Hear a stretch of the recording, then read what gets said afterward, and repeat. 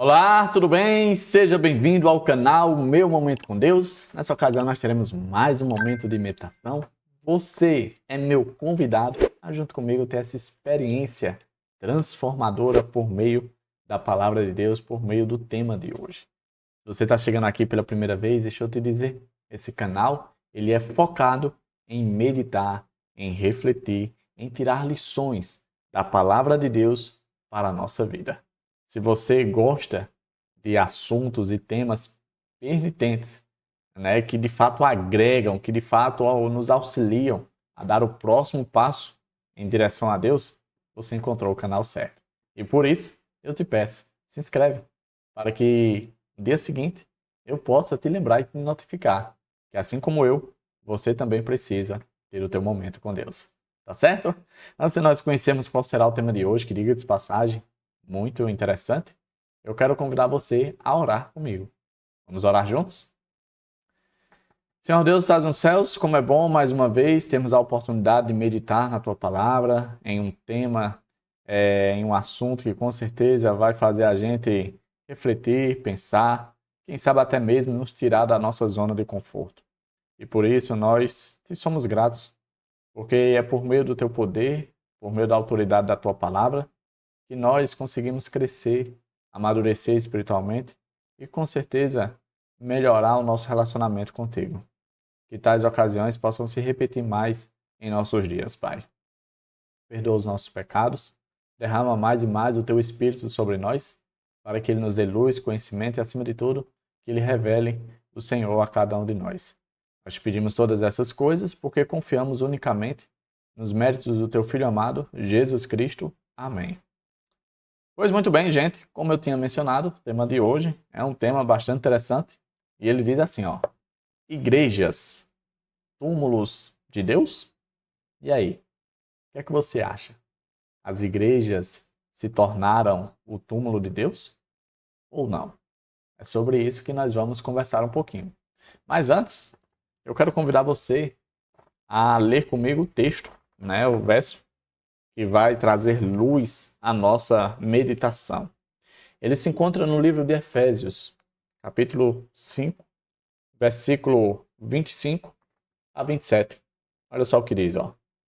Maridos, amai vossa mulher, como também Cristo amou a igreja, e a si mesmo se entregou por ela, para que a santificasse, tendo-a purificado por meio da lavagem de água pela palavra, para apresentar a si mesmo igreja gloriosa, sem mácula, nem ruga, nem coisa semelhante, porém santa e sem defeito.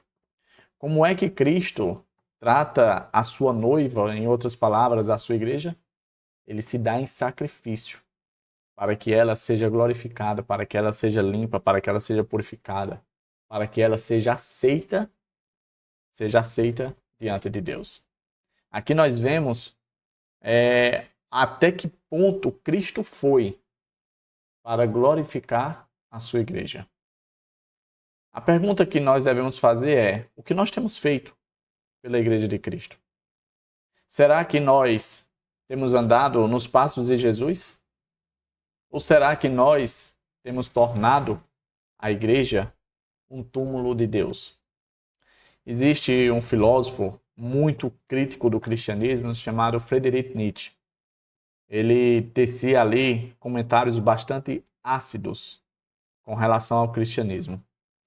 E um desses comentários, uma dessas ideias que ele proferiu, foi a ideia de que Deus tinha morrido, de que Deus estava morto. É tanto que essa frase ela ganhou aí, né, a atenção popular, ficou bastante conhecido.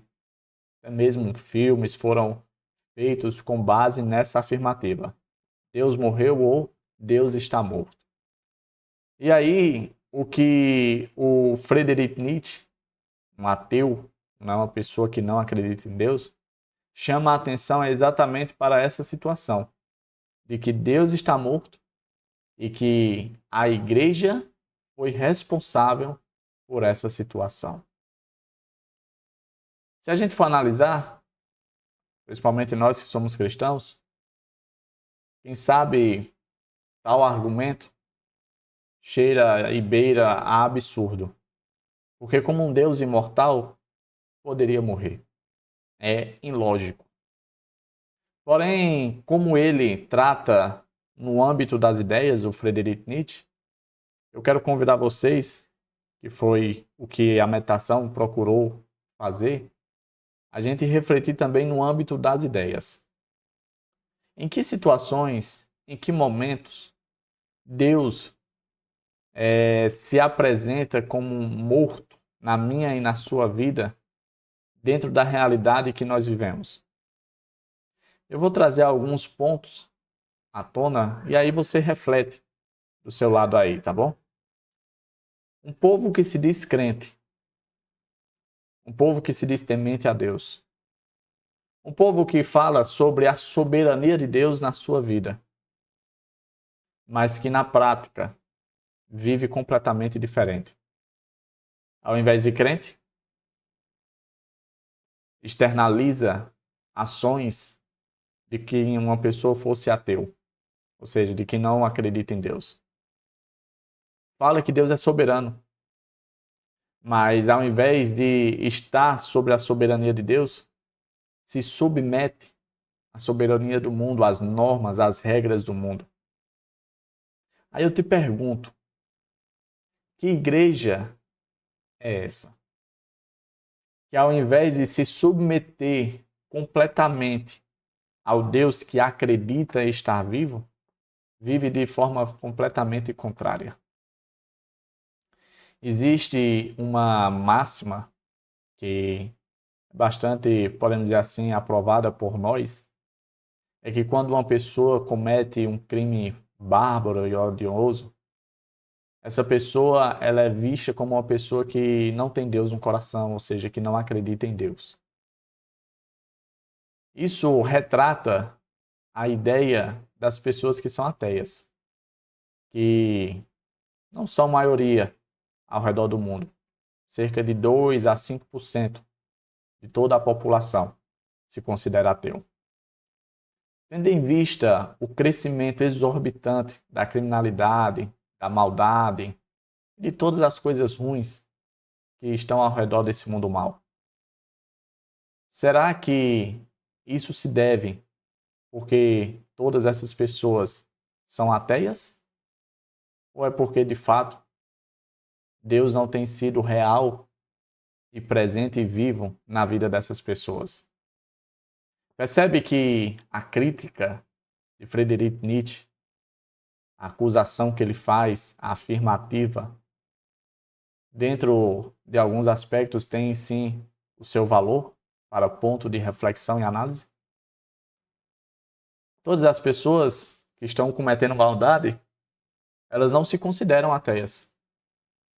Mas mesmo assim, vivem como se não levassem em conta o respaldo e a importância de um Deus vivo. Isso deve fazer com que eu e você reflitamos no seguinte aspecto. Analisar as massas que estão ao nosso redor é muito fácil e simples.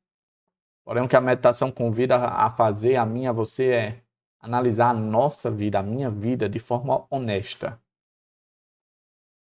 Se a minha igreja, a igreja ao qual eu fosse parte, na sua grande maioria fosse composta por pessoas como eu, como seria a realidade dela? Ela iria afirmar a crítica de Nietzsche? Ou ela iria retrucar, iria discordar? Embora a Igreja de Deus tenha ali seus pilares, suas doutrinas perfeitas, porque são fundamentadas na palavra de Deus, a igreja é formada por pessoas, por mim e por você. Pessoas essas que foram o alvo do amor de Deus, a ponto dele se dar em sacrifício para poder enobrecer a cada um de nós. Porém, a depender das minhas atitudes, das minhas posições, das minhas escolhas, a gente vai fazer com que esse sacrifício de Deus seja em vão. Vai fazer com que a morte dele não tenha significado. Percebe que os resultados da morte de Cristo dependem do tipo e estilo de vida que eu e você escolhemos ter? Você vai permitir que o sacrifício de Cristo tenha sido um sacrifício em vão? Eu espero que esse não será o fato e nem será a nossa escolha. Então, vamos sim discordar da acusação que Nietzsche faz. Deus não está morto. Ele vive e vive dentro de cada um de nós. E as nossas ações, o nosso testemunho, a nossa vida é a prova de que, de fato, Deus está vivo. Tá certo? Chegamos ao fim de mais um momento de meditação. Que Papai do Céu possa continuar nos conduzindo para momentos como esse de reflexão, de autoanálise. E quem sabe tirar a gente da nossa zona de conforto e fazer a gente avaliar o tipo de vida que estamos tendo e escolhendo ter. Porque quem sabe são para momentos como esse que o Espírito Santo nos convida para nós tomarmos as decisões certas e mudarmos, se preciso for, o rumo da nossa vida e fazer com que a nossa vida trilhe para perto de Deus, para a vida eterna. Tá certo? Se você acha que essa meditação é de valor, é importante e relevante, deixa o seu gostei. O seu gostei não é algo que vai massagear o meu ego. Não é para isso que eu peço. É para que a plataforma entenda que esse conteúdo é relevante e que ele passe adiante recomendando para outras pessoas. Ou seja, é apenas para fim missionário. Apenas isso que eu peço gostei. Tá bom? E se você quiser fazer com que esse fim missionário seja mais efetivo, você pode compartilhar essa meditação para a sua lista de contatos. Com certeza, essa obra não será cumprida apenas por mim, mas por você também, se permitir cumprir a missão junto comigo. Tá certo? O nosso encontro, o nosso momento com Deus está marcado para amanhã. Enquanto Jesus não vem, a gente vai tendo esses encontros, esses momentos com Deus, até aquele grande dia, onde não será mais um momento, mas será por toda a eternidade. Até a próxima e tchau, tchau.